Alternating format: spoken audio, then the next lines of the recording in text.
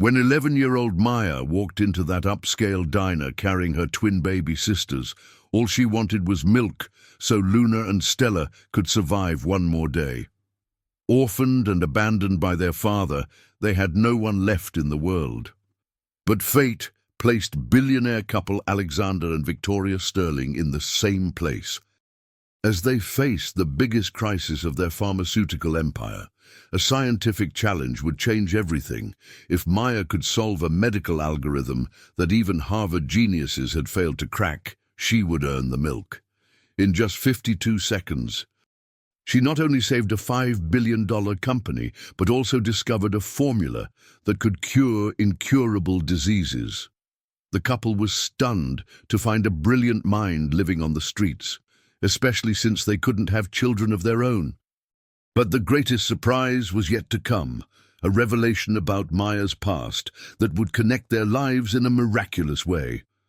A story of triumph that proves sometimes families are formed in the most unexpected places.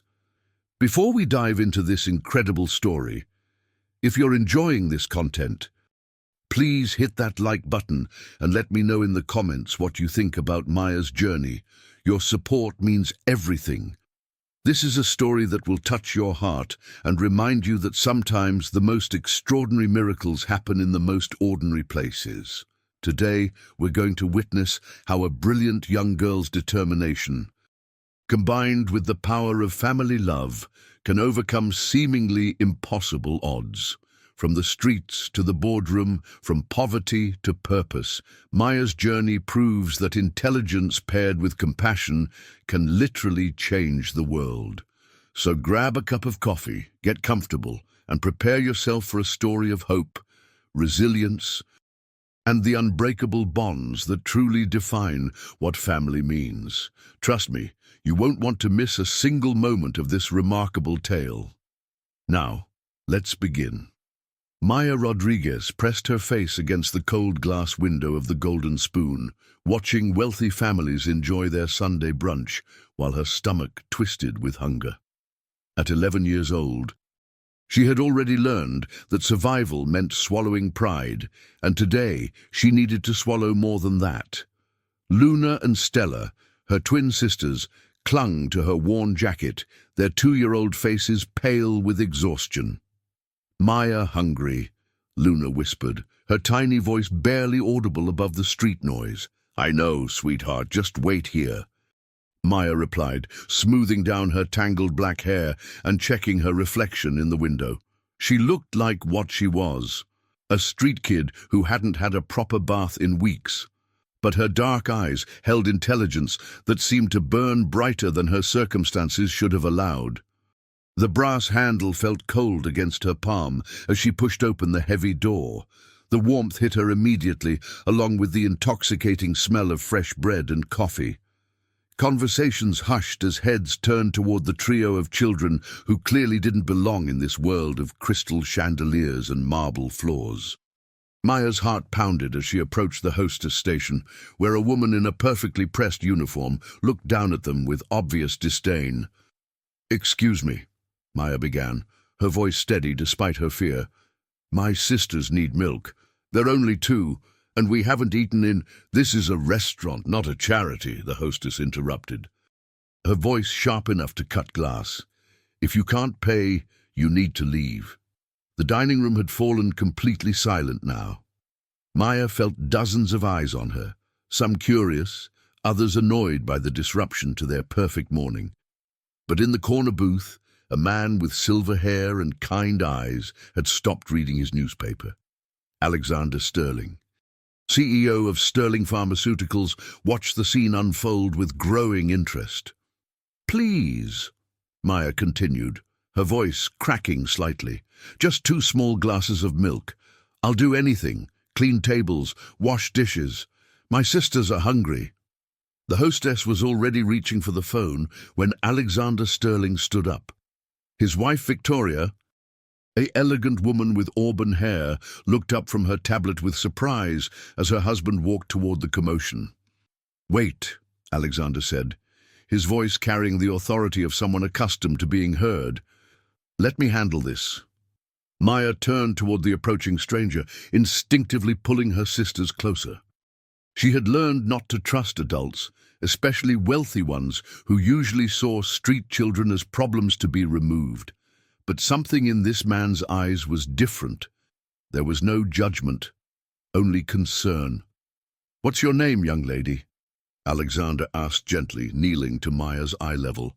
"Maya," she replied, her chin lifting with defiance despite her vulnerable position.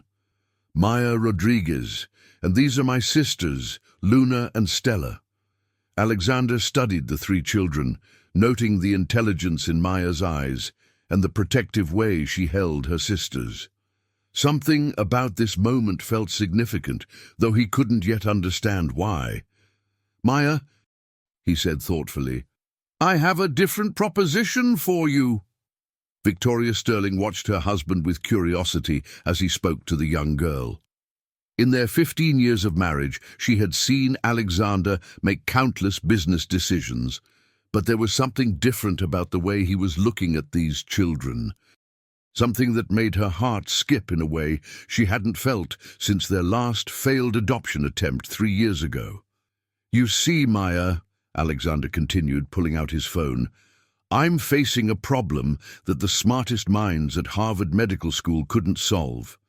It's a medical algorithm, a mathematical puzzle about how different medications interact in the human body." Maya's eyes widened with interest. Despite everything she had endured, her love for numbers and patterns had never dimmed. During the long nights in abandoned buildings, she would work through math problems in her head, finding comfort in their logical certainty.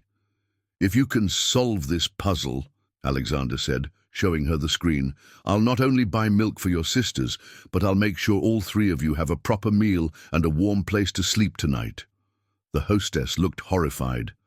"Mr. Sterling, surely you're not serious about—" "I'm perfectly serious," Alexander replied firmly, never taking his eyes off Maya.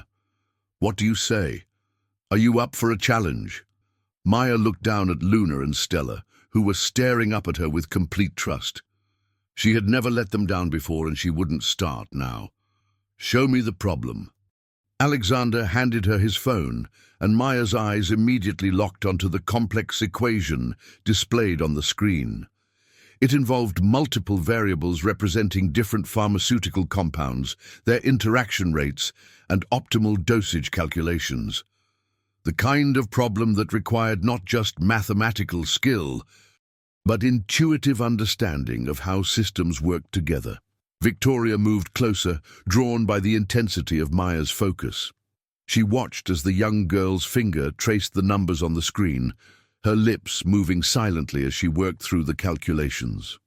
The restaurant remained silent, everyone somehow sensing they were witnessing something extraordinary. "This is about drug interactions," Maya murmured, more to herself than to anyone else. "The compounds are competing for the same cellular receptors, which means—" She paused, her mind racing through possibilities. Alexander felt his pulse quicken. In the past 6 months, his research team had burned through millions of dollars trying to solve this exact problem. The algorithm was crucial for their new treatment protocol, a breakthrough that could revolutionize how they approached cancer therapy. But without solving the interaction problem, the treatment remained too dangerous for human trials.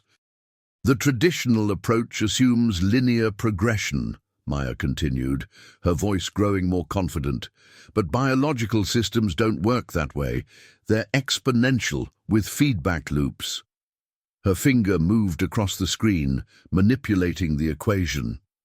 "If you adjust the timing intervals and account for metabolic acceleration—" Victoria gasped audibly as the solution began to take shape on the screen. The numbers that had frustrated PhD researchers for months were falling into place under the touch of an 11-year-old girl. Maya looked up at Alexander, her dark eyes bright with excitement. "The answer is 0.73 millimolar concentration with staged delivery every 4 hours. The key is letting the first compound saturate the receptors before introducing the second one." The restaurant erupted in whispers, But Alexander heard none of it. He was staring at the screen in absolute amazement. Maya hadn't just solved the problem. She had found an elegant solution that would reduce side effects by 60%. "How long have you been studying advanced mathematics?" Victoria asked, her voice filled with wonder. Maya shrugged, suddenly self-conscious again. "I haven't. I just see how numbers fit together, like puzzle pieces." Alexander and Victoria exchanged a look that carried 15 years of shared dreams and disappointments. They had built an empire together, achieved everything they had ever wanted professionally. Everything except the one thing they wanted most. "Maya," Alexander said carefully, "would you like to hear about my wife and me?" As Maya settled into the plush booth beside Luna and Stella, who were finally drinking the milk they desperately needed, Alexander began to share his story. The elegant restaurant had returned to its normal hum of conversation, but their corner felt like a private world. "Victoria and I built sterling pharmaceuticals from nothing," Alexander said, his voice carrying both pride and pain. 20 years ago, we started in a garage with a dream to create medicines that could save lives.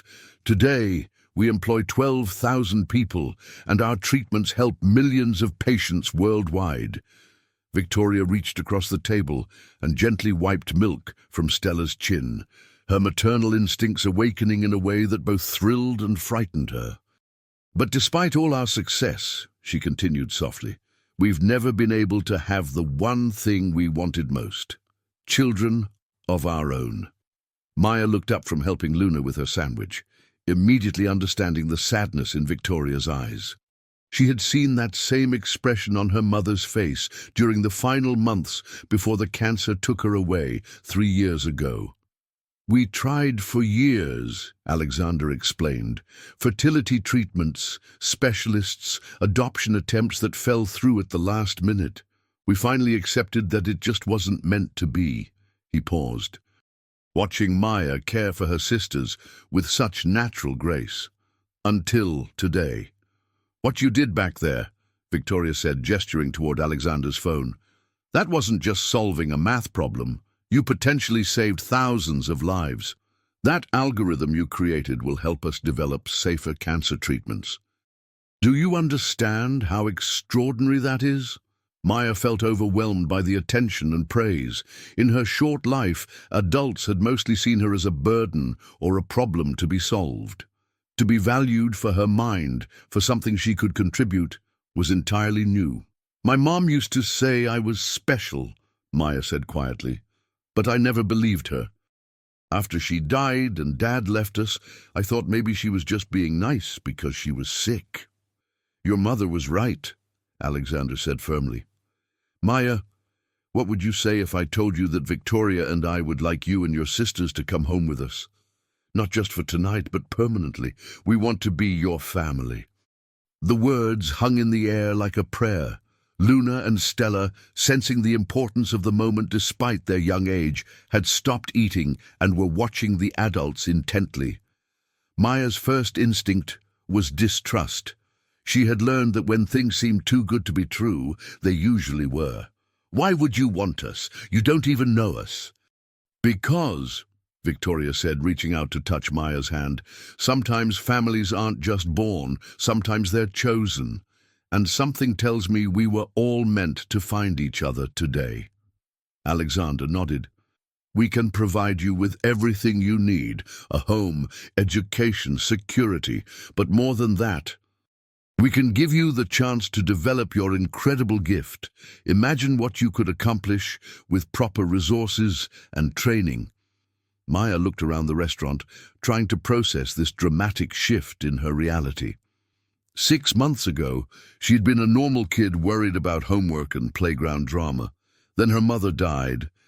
Her father disappeared, and she became responsible for keeping her baby sisters alive. Now, these strangers were offering her something that seemed impossible: a second chance. "What about Luna and Stella?" she asked. "We're a package deal. I won't go anywhere without them." We wouldn't dream of separating you, Victoria assured her, her eyes filling with tears. We want all three of you. We've always dreamed of having a big family. Alexander pulled out his business card and handed it to Maya. I know this is overwhelming. Why don't you think about it today? We can put you up in a hotel tonight, separate rooms if you'd prefer, and you can give us your answer tomorrow. Maya studied the card. Alexander Sterling, CEO, Sterling Pharmaceuticals.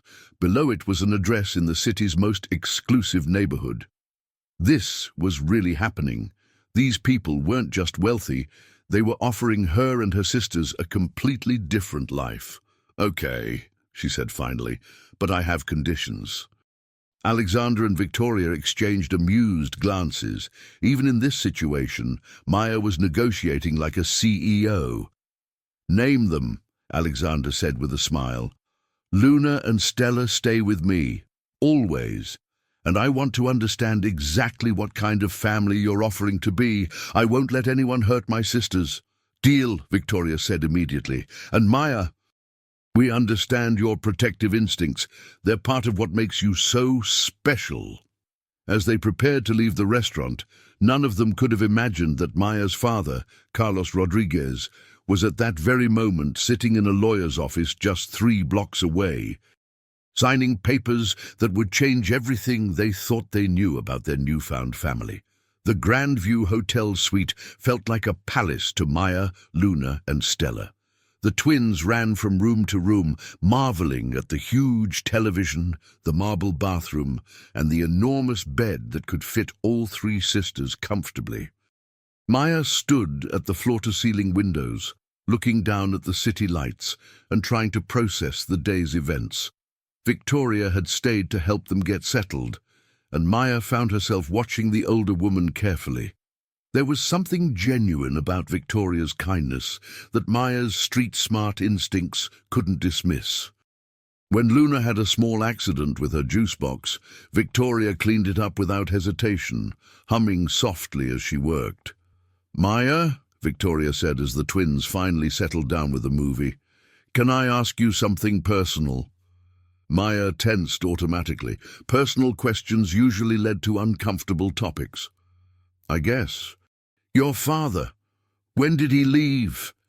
The question hit like a physical blow.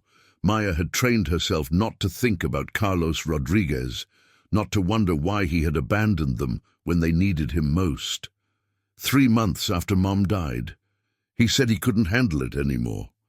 Victoria sat down beside Maya on the couch, careful not to invade her space. That must have been incredibly hard, taking care of your sisters all by yourself. I had to, Maya said simply. There was nobody else.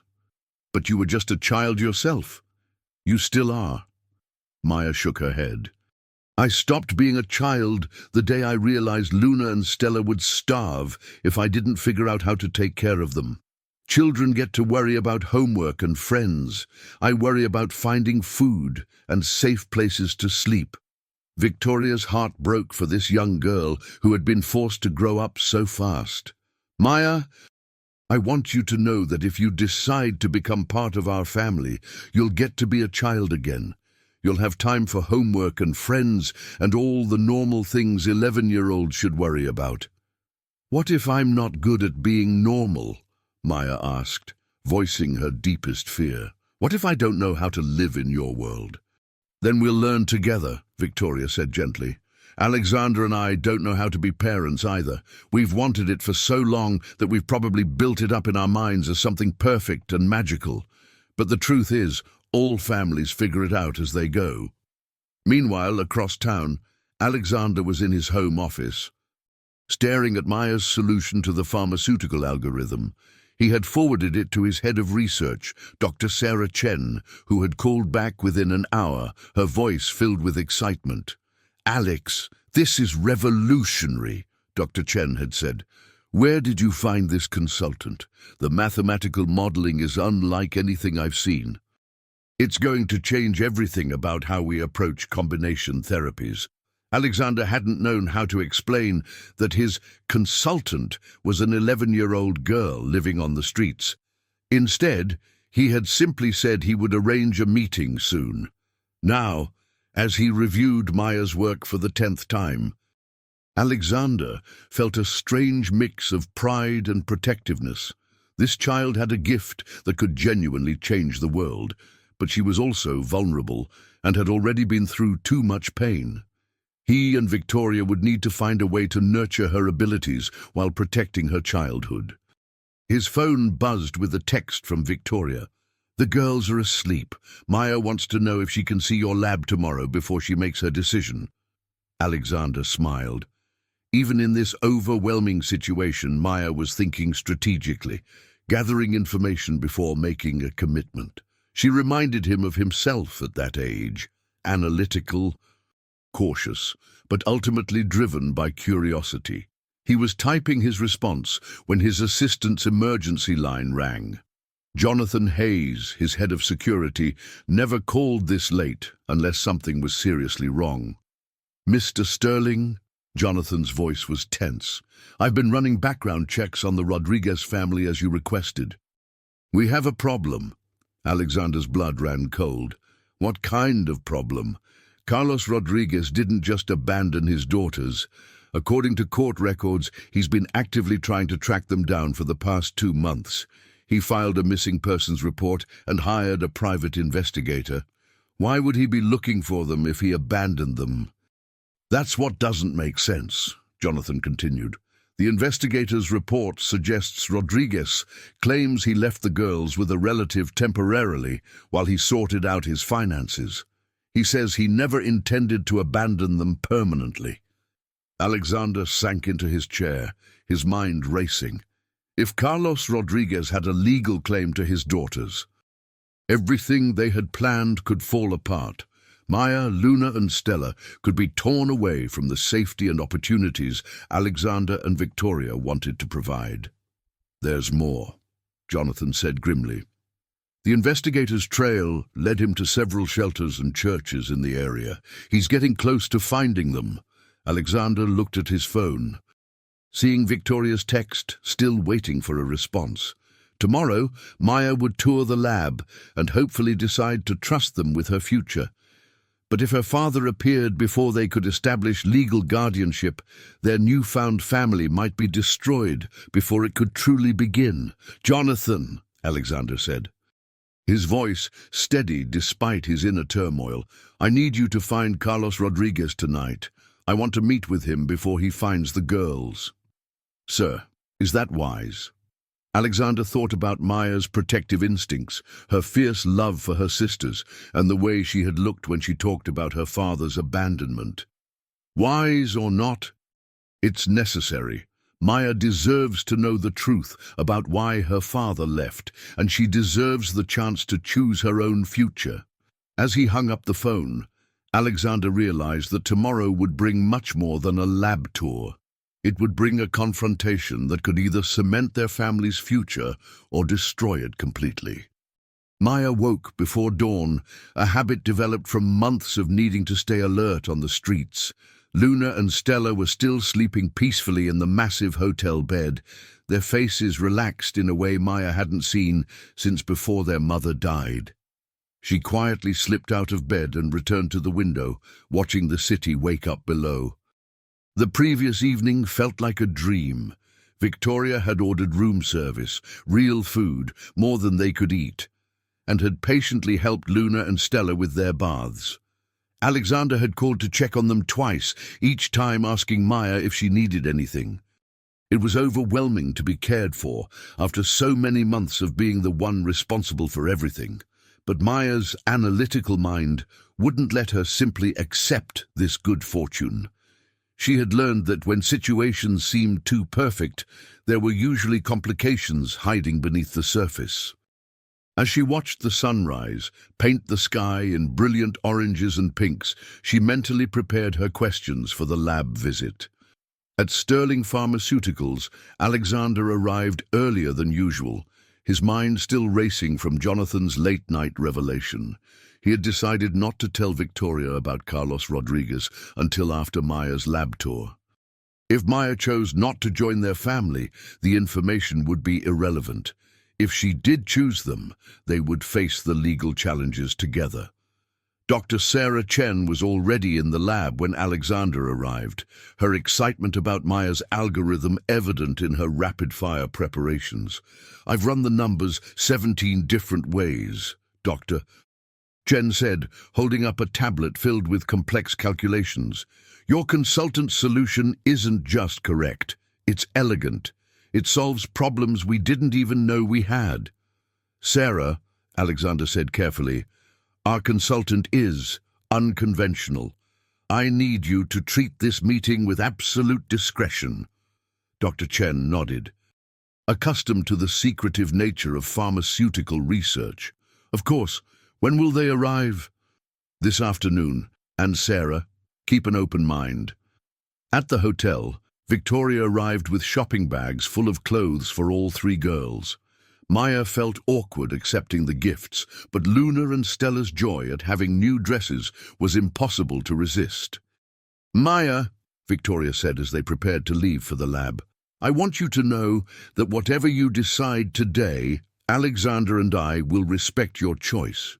But I also want you to understand something. We're not offering you charity. We're hoping you'll give us the gift of becoming our family." The drive to Sterling Pharmaceuticals took them through the city's financial district, past gleaming skyscrapers that housed some of the world's most powerful companies. Maya pressed her face to the window, marveling at a world she had only glimpsed from the outside. The Sterling building was impressive, 37 floors of glass and steel reaching toward the clouds. As they entered the marble lobby, Maya noticed how employees greeted Alexander with genuine respect, not fear. Whatever kind of leader he was, his people seemed to genuinely like him. The research lab occupied the entire 23rd floor, and Maya's eyes widened as they stepped off the elevator. Banks of sophisticated equipment hummed quietly, while researchers in white coats moved between workstations like dancers in a carefully choreographed performance. "Maya," Alexander said, "I'd like you to meet Dr. Sarah Chen, our head of research. Sarah, this is Maya Rodriguez, our consultant." Dr. Chen extended her hand professionally, clearly expecting to meet an adult. When she saw Maya, her expression shifted from confusion to amazement. "You're 11 years old?" 12 next month, Maya replied, shaking the doctor's hand firmly. "Is that a problem?" "No, it's just—" Dr. Chen looked at Alexander, who nodded encouragingly. "Your solution to our algorithm problem is graduate-level work. Actually, it's beyond graduate level. Where did you study advanced pharmaceutical mathematics?" "I didn't," Maya said honestly. "I just looked at the numbers and saw what needed to change." For the next 2 hours, Maya toured the lab, asking questions that revealed an intuitive understanding of complex scientific concepts. She grasped the basics of drug development, cellular biology, and mathematical modeling with startling speed. More importantly, she understood the human element, how their research could help real people facing life-threatening diseases. "This is where we test drug interactions," Dr. Chen explained, showing Maya a computer simulation running on a massive monitor. "We're trying to develop a treatment for childhood leukemia that's both effective and safe enough for young patients." Maya studied the data scrolling across the screen, her mind automatically recognizing patterns. "You're using linear progression again," she observed. "But children's metabolisms are exponential, not linear. Their bodies process medications faster than adults, which means your dosing intervals are too long." Dr. Chen stopped walking and stared at Maya. "Can you show me what you mean?" Maya moved to the computer and began adjusting variables, her fingers flying across the keyboard with surprising familiarity. Within minutes, she had modified the treatment protocol in a way that could potentially reduce treatment time by 40% while minimizing side effects. "Extraordinary," Dr. Chen whispered, watching the simulation run Maya's modified protocol. Absolutely extraordinary. Alexander felt a swell of pride watching Maya work, but also a deep protective instinct. This child's mind was precious, and he was determined to nurture it properly. But as he watched Maya's face light up with the joy of discovery, his phone buzzed with a text from Jonathan. "Found Carlos Rodriguez. He wants to meet tonight. Says he has information about the girls that will surprise you." Alexander's blood ran cold. Whatever Carlos Rodriguez wanted to reveal, it would happen in just a few hours. Maya was clearly falling in love with the lab and the possibilities it represented, but her father's return could shatter everything. As Maya turned away from the computer, her eyes shining with excitement, Alexander made a decision. Whatever Carlos Rodriguez had to say, Maya deserved to hear it from her father directly, but she also deserved to make her choice about the future with full knowledge of all her options. "Maya," Alexander said, his voice careful and controlled, "before you make your final decision about joining our family, there's something you need to know, something about your father." The light in Maya's eyes dimmed slightly, replaced by the guarded expression Alexander had seen when they first met. "What about him? He's been looking for you and your sisters, and tonight you're going to have the chance to hear his side of the story." The conference room at Sterling Pharmaceuticals felt like a courtroom as Maya sat between Alexander and Victoria, her hands folded tightly in her lap. Luna and Stella were back at the hotel with a trusted babysitter, spared from what everyone knew would be a difficult conversation. Maya had insisted on facing her father alone, but Alexander and Victoria had gently convinced her that she didn't have to handle this by herself anymore.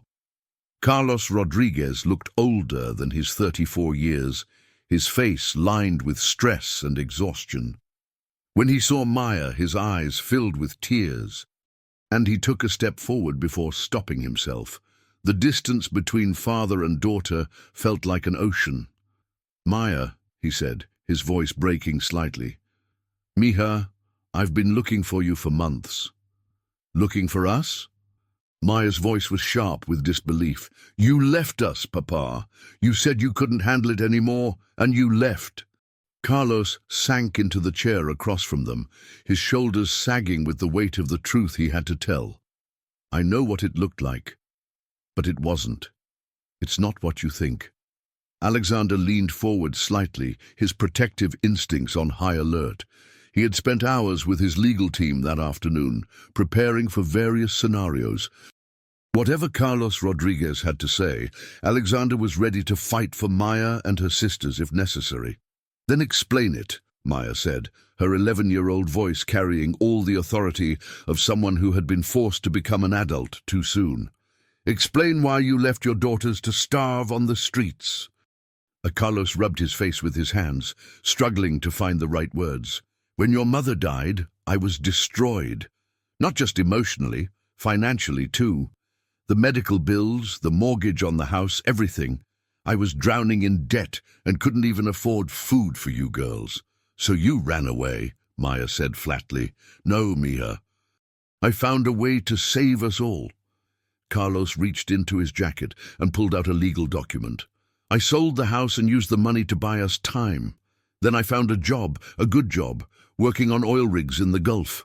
The pay was incredible, enough to clear our debts and build a real future for all of us." Victoria felt her heart sink. If Carlos had a legitimate plan and stable employment, his legal claim to his daughters would be nearly unassailable. "But the job required me to be offshore for months at a time," Carlos continued. "I couldn't take you girls with me, and I couldn't leave you alone.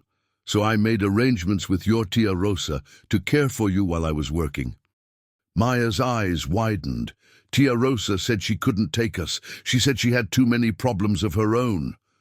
"That's because she never told you I was paying her," Carlos said, his voice growing angry. "I was sending her $3,000 a month to care for you.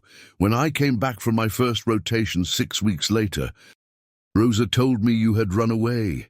She said you were angry about me leaving and refused to stay with her."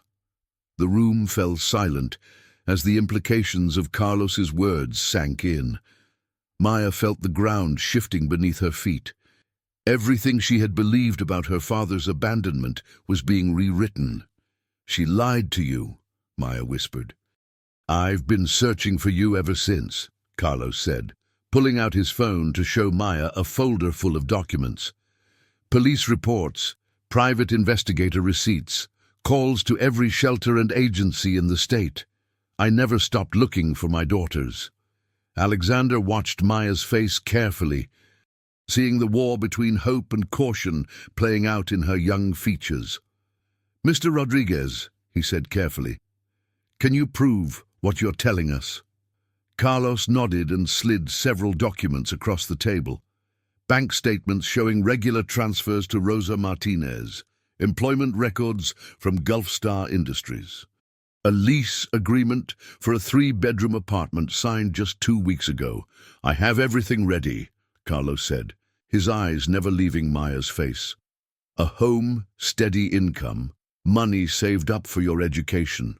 I know I can't make up for the months you spent on the streets, but I can give you the life your mother wanted you to have." Maya picked up the bank statements, her mathematical mind quickly processing the numbers. The transfers to Rosa were exactly as Carlos had described.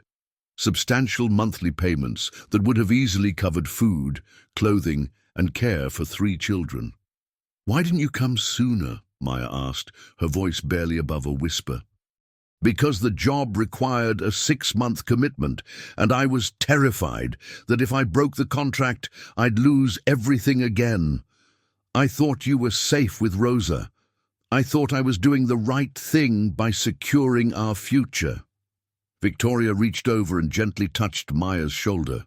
"Maya, you don't have to make any decisions right now. This is a lot to process." But Maya was already processing, her brilliant mind working through the emotional and practical implications of her father's revelation. Carlos wasn't the abandoning coward she had believed him to be. He was a grieving husband who had made desperate choices to try to save his family. "Where would we live?" Maya asked quietly. Carlos's face lit up with hope. "I found an apartment in the Riverside district. Good schools, safe neighborhood. There's a community college nearby where you could take advanced mathematics courses if you wanted." Alexander felt his heart breaking as he watched their potential family slipping away. But he also recognized that Maya deserved to know all her options. "Maya," he said gently, "whatever you decide, Victoria and I want you to know that our offer stands. If you choose to go with your father, we understand completely. But if you ever need anything, resources for your education, research opportunities, anything at all, we'll be here." Maya looked around the room at the 3 adults who were offering her completely different futures. Her father offered familiar love and the chance to reclaim her original family. Alexander and Victoria offered unprecedented opportunities and a new beginning. But as she sat there, trying to make the most important decision of her young life, Maya realized there was one more person whose story she needed to hear: Rosa Martinez, the aunt who had lied to both Maya and her father, creating the tragedy that had torn their family apart. "Papa," Maya said finally, "before I decide anything, I need to understand why Tia Rosa lied to us, and I think she needs to face what she did to our family." Carlos nodded grimly. "I think you're right, mija. I think it's time we all learned the truth. None of them could have predicted that Rosa Martinez's revelation would expose a secret that connected Maya's family to the Sterlings in ways that would change everything they thought they knew about fate, family, and the mysterious ways that lives interweave across time and circumstance. Rosa Martinez opened her apartment door with bloodshot eyes, revealing months of guilt and self-destruction.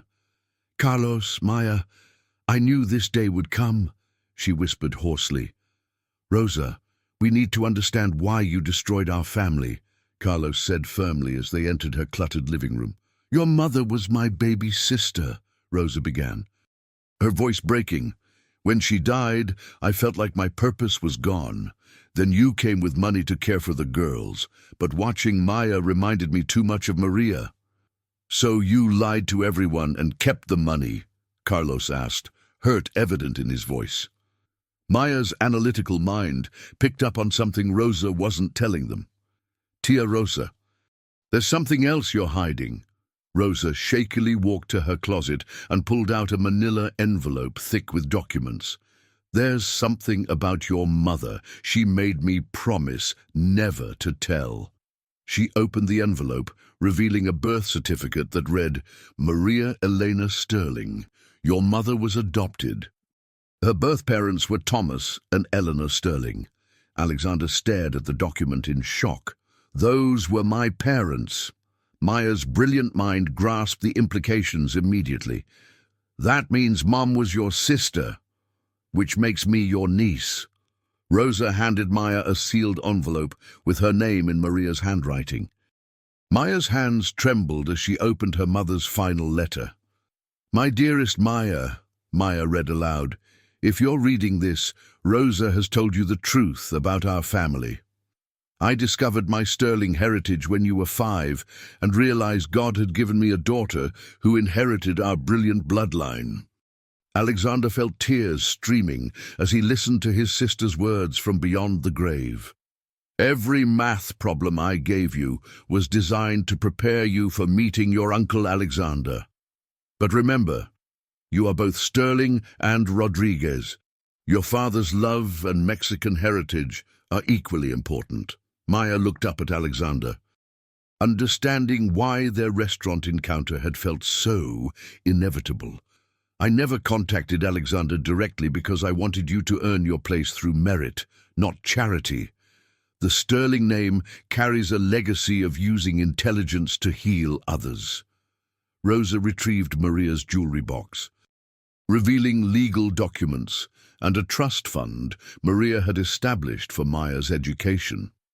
I also left research notes about genetic mathematics, algorithms to predict how genetic variations affect drug metabolism, the letter continued. Maya pulled out notebooks filled with Maria's advanced research on personalized medicine. Remember, your greatest strength isn't intelligence, it's your capacity for love. Use both gifts to honor both families while creating your own path. Love always, Mama. 3 days later, Maya presented her mother's genetic mathematics research to Sterling Pharmaceuticals' senior staff, equations that could transform personalized medicine forever. Traditional drug dosing assumes all patients metabolize medications the same way, Maya explained confidently, but Mom's research proves genetic variations create predictable patterns for optimal individual dosages. Dr. Robert Kim studied the equations with amazement. This work is decades ahead of current medical practice.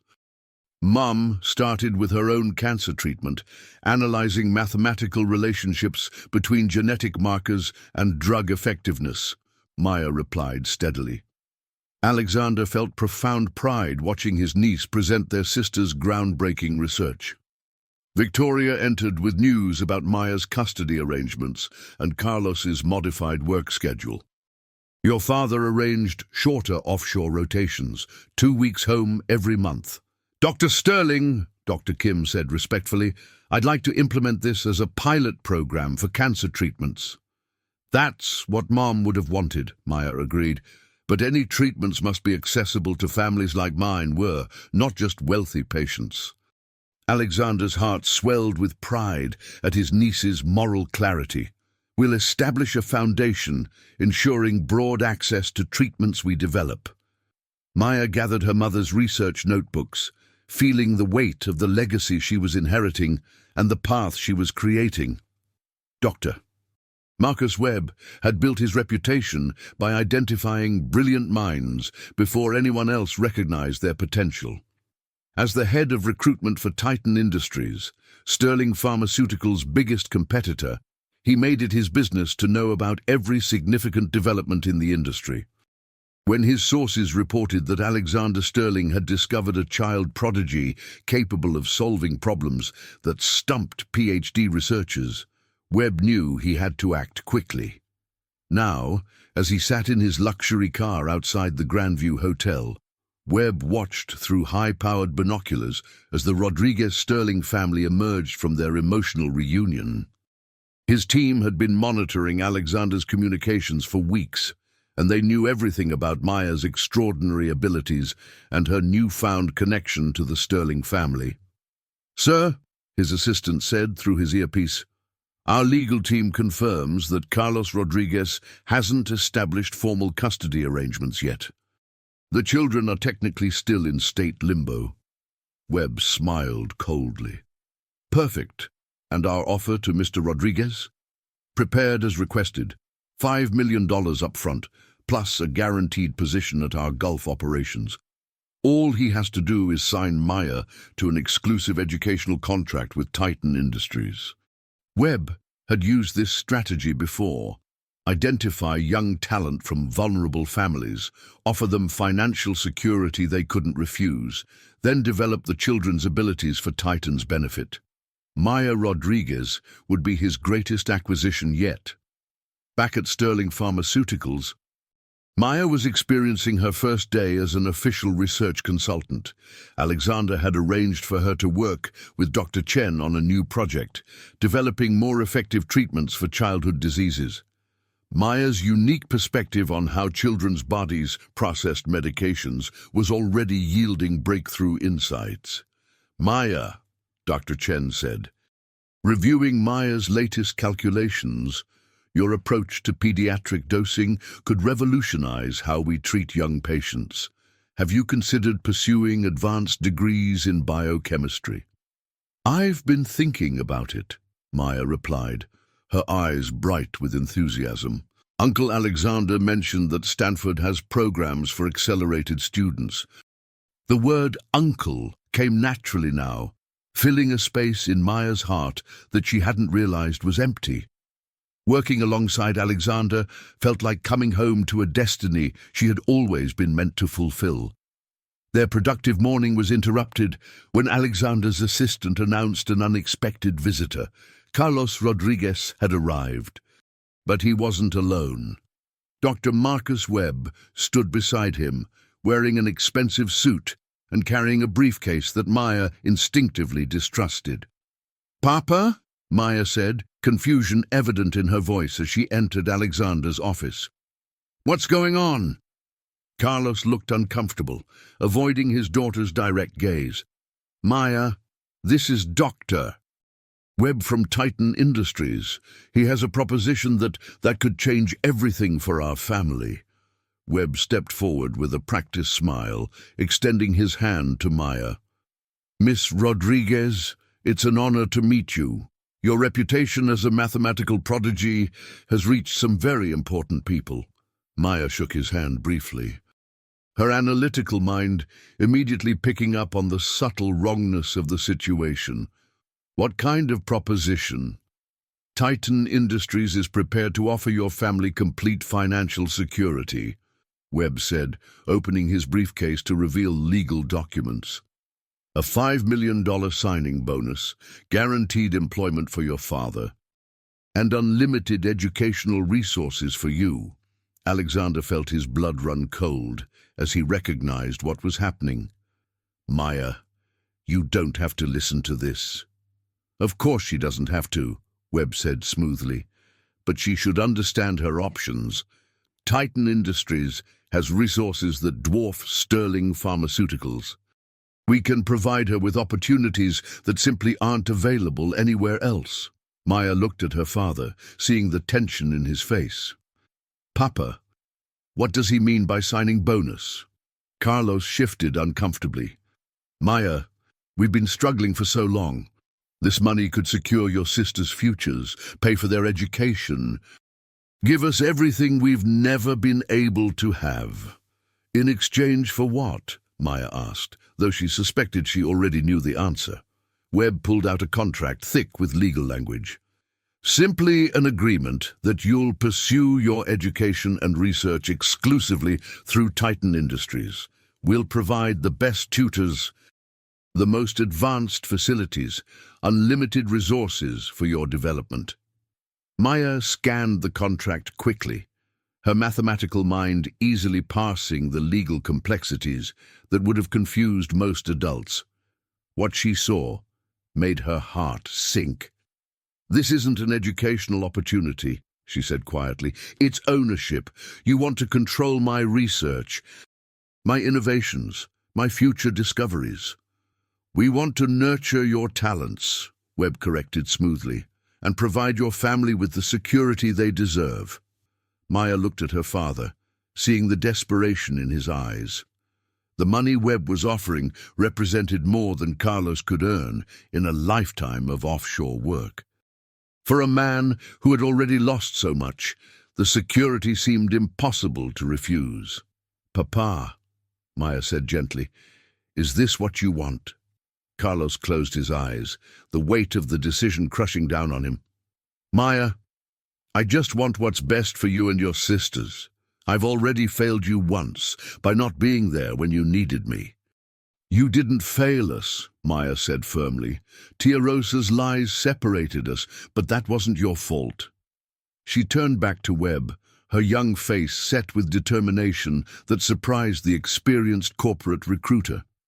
"Dr. Webb, thank you for your offer, but I'm not interested." Webb's smile faltered slightly.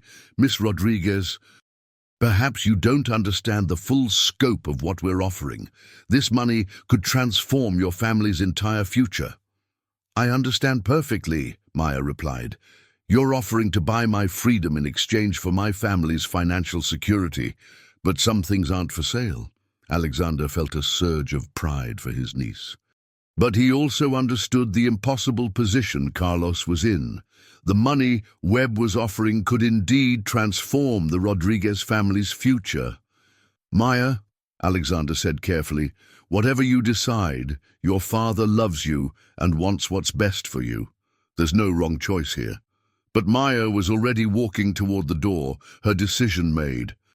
"Actually, Uncle Alexander, there is a wrong choice, and I won't let anyone buy my future, no matter how much money they offer." As she left the office, Webb turned to Carlos with a final card to play. "Mr. Rodriguez, I understand your daughter's independence, but consider this. If you don't accept our offer, who's to say that Sterling Pharmaceuticals won't eventually decide that Maya's talents are too valuable to share with her biological family?" The seed of doubt Webb planted would grow into the final crisis that would test whether Maya's newly blended family could survive the pressures of extraordinary wealth, competing interests, and the dangerous attention that came with harboring one of the world's most brilliant young minds. The doubt Dr. Webb had planted in Carlos's mind festered over the following days. Despite Maya's clear rejection of Titan Industries' offer, Carlos found himself questioning whether he could truly provide the life his daughters deserved. The $5 million haunted his thoughts, representing a security he had never imagined possible. Maya noticed her father's growing distance during their evening conversations. His responses became shorter, his smiles forced, and she could see him watching her work with Alexander with something that looked suspiciously like resentment. "Papa," Maya said one evening as they sat in the hotel restaurant, "you're angry with me about Dr. Webb's offer, aren't you?" Carlos looked up from his untouched dinner, startled by his daughter's directness. "I'm not angry, mija. I'm just worried." "About what?" About whether I'm being selfish by keeping you with me when you could have so much more with the Sterlings," Carlos admitted. "Webb was right about one thing. Alexander and Victoria can give you opportunities I never could." Maya set down her fork, giving her father her full attention. "Papa, do you remember what you told me when Mama was sick? You said that families stick together no matter what, that love is more powerful than any problem we might face." Carlos nodded, remembering those difficult conversations during Maria's final months. "Well," Maya continued, We're still a family, and now we're a bigger family with Uncle Alexander and Aunt Victoria. But that doesn't mean you're not my father or that I don't need you." Before Carlos could respond, Alexander and Victoria approached their table, their faces serious with concern. "Carlos, Maya," Alexander said, "we need to talk. There's been a development with Titan Industries that you both need to know about." They moved to a private conference room where Alexander's legal team was waiting with troubling news. Dr. Webb wasn't just making Maya an offer, Alexander's lawyer explained. Titan Industries has been conducting a corporate espionage operation against Sterling Pharmaceuticals for months. Maya's algorithm solution was leaked to them within hours of her solving it. Maya felt a chill run down her spine. "How is that possible?" "Someone with access to our systems has been feeding information to Titan," Alexander said grimly. "They've been monitoring our research, stealing our innovations. And now they're trying to acquire our most valuable asset, you." Carlos leaned forward, his protective instincts overriding his doubts. "What kind of danger is Maya in?" "The legal kind," Victoria said. "Titan is claiming that Maya's algorithm was actually developed using proprietary Titan research that was stolen by Sterling. They're filing lawsuits that could tie up Maya's work for years." Maya's brilliant mind immediately grasped the implications. "They're trying to control my research by claiming ownership of everything I've already created." "Exactly," Alexander's lawyer confirmed. "And because you're a minor without formal legal guardianship arrangements, the courts could potentially assign your intellectual property rights to whoever they determine has your best interests at heart." The room fell silent as everyone processed the gravity of the situation. Maya's extraordinary gifts had made her a target, and her unconventional family arrangement left her vulnerable to legal manipulation. "There is one way to protect Maya's rights and her future," the lawyer continued. "Formal adoption by Alexander and Victoria would establish clear legal guardianship and protect her intellectual property under Sterling Pharmaceuticals' existing patents." Carlos felt his heart sink.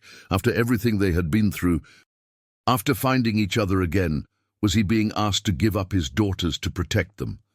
"But," Victoria said quickly, seeing Carlos's distress, "adoption doesn't have to mean separation. We could pursue joint guardianship, where Carlos retains his parental rights, while Alexander and I provide legal protection and educational resources."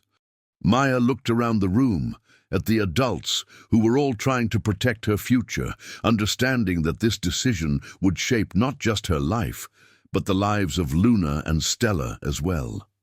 "I need to see the Titan research they're claiming I stole," Maya said suddenly. "If I can prove that my algorithm is fundamentally different from their work, their lawsuit falls apart." Alexander's lawyer shook his head. "Maya, accessing Titan's proprietary research would require someone with high-level security clearance and intimate knowledge of their systems," Maya interrupted. "Someone like Dr. Webb himself." The room fell silent as Maya's implications sank in. She wasn't just suggesting they defend against Titan's accusations.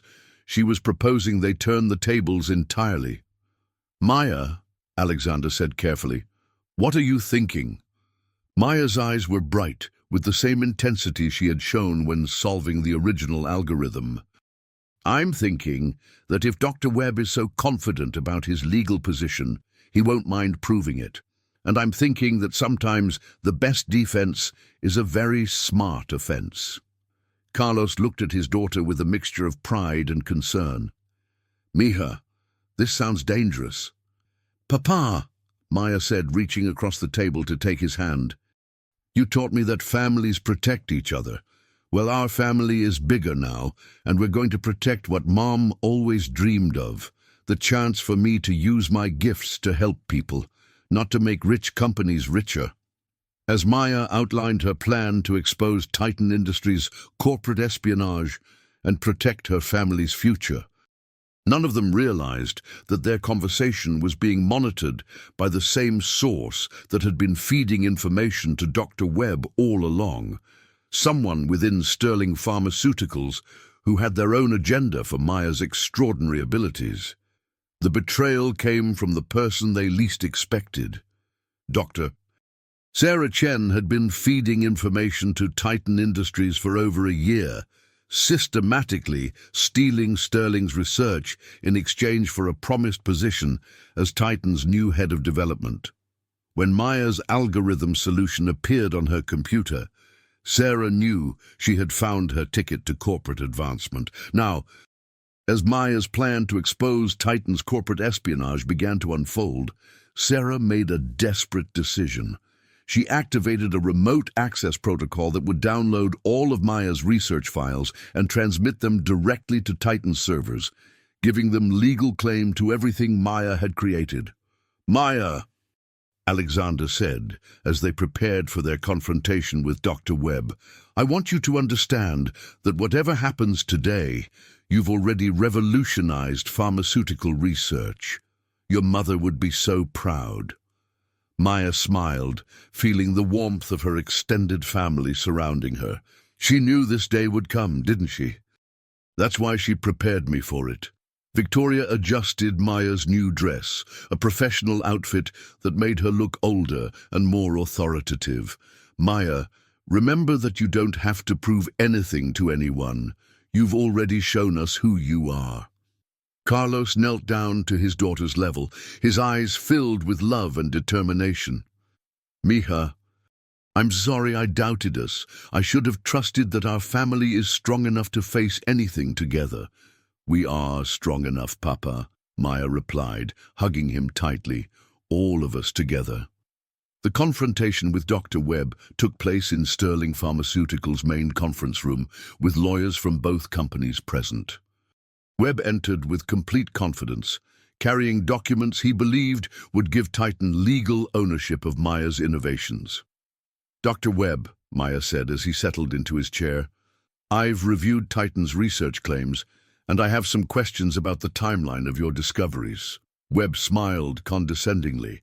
"Miss Rodriguez, I'm sure corporate intellectual property law is quite complex for someone your age to understand."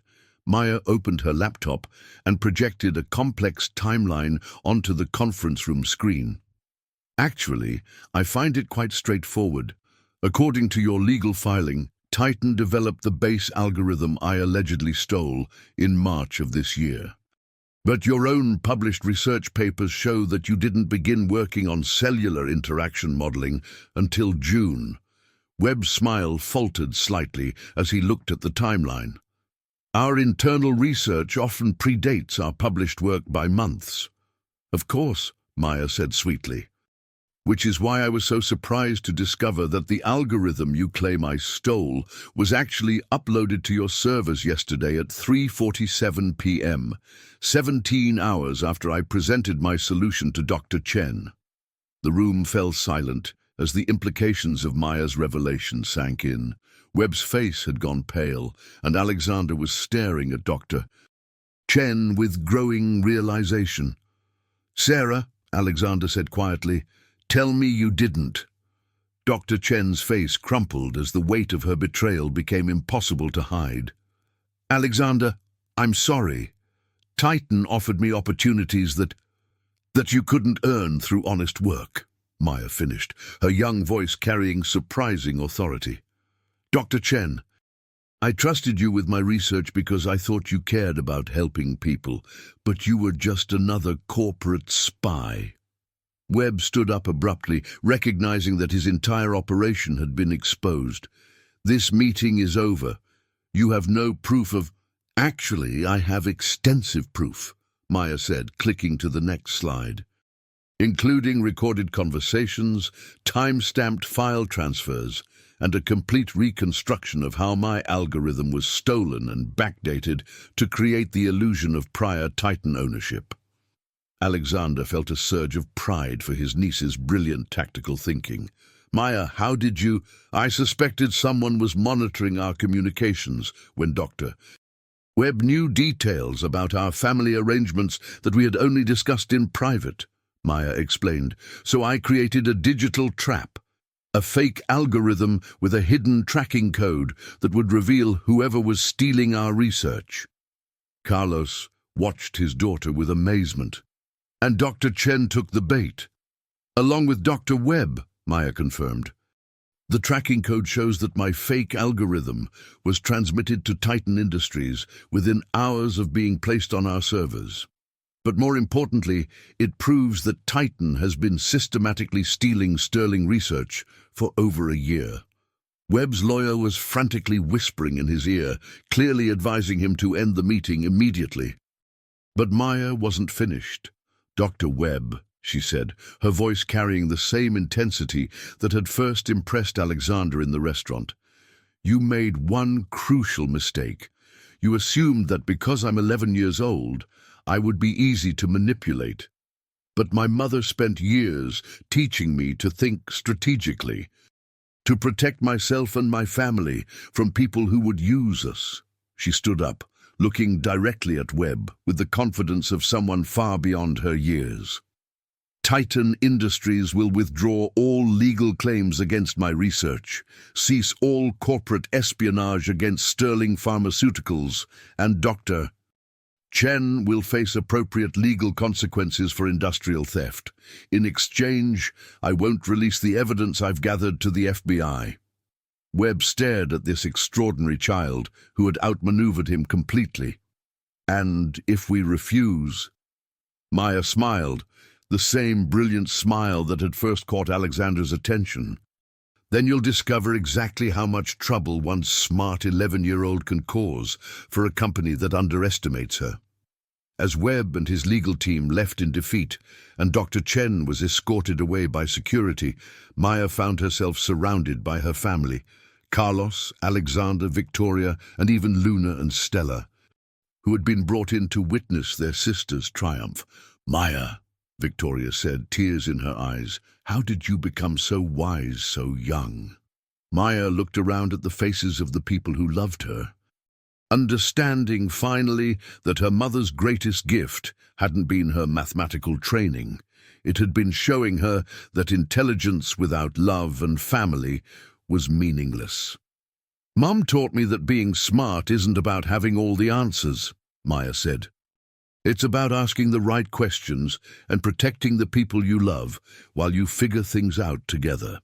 6 months later, Maya Rodriguez Sterling was officially adopted by Alexander and Victoria while maintaining her relationship with Carlos. She split her time between advanced research at Sterling Pharmaceuticals and normal childhood activities with her sisters. Her algorithm had led to breakthrough treatments for childhood cancer that were already saving lives around the world. And sometimes, late at night, Maya would look up at the stars and whisper thank you to the mother who had somehow known that the greatest discoveries come not from brilliant minds working alone, but from brilliant minds surrounded by love, family, and the unshakable belief that some things, like loyalty, protection, and hope, are always worth fighting for. In the end, Maya learned that the most important equation wasn't mathematical at all. Love plus family plus purpose. A life worth living. And that was a formula no corporation could ever steal or own.